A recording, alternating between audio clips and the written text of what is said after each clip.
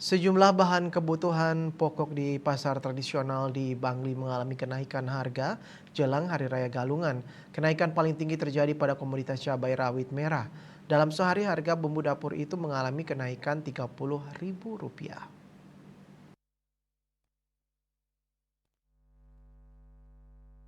Salah seorang pedagang bumbu dapur di Pasar Kidul Bangli, Komangti Kastari mengatakan, per Kamis 22 Februari cabai rawit merah super menyentuh harga Rp100.000, naik Rp30.000 dibandingkan sehari sebelumnya. Sebelumnya harga cabai masih Rp70.000 per kilo. Penyebab kenaikan harga cabai karena tingginya permintaan jelang hari raya. Di sisi lain, pasokan barang ke pasar seret. Tak hanya cabai rawit merah, cabai jenis lainnya juga mengalami kenaikan harga. Cabai hijau Bali misalnya naik dari Rp25.000 menjadi Rp50.000 per kilogram.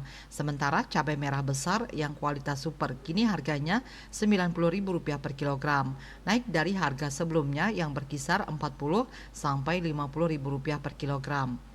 Harga bumbu dapur lainnya seperti bawang merah dan bawang putih juga naik, namun kenaikannya tidak terlalu signifikan. Bawang putih saat ini Rp38.000 per kilogram, naik dari sebelumnya Rp34.000.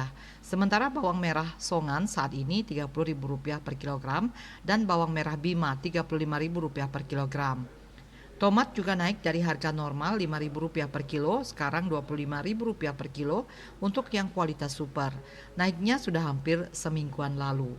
Diperkirakan harga beberapa jenis bumbu dapur tersebut khususnya cabai akan terus mengalami kenaikan hingga mendekati Galungan.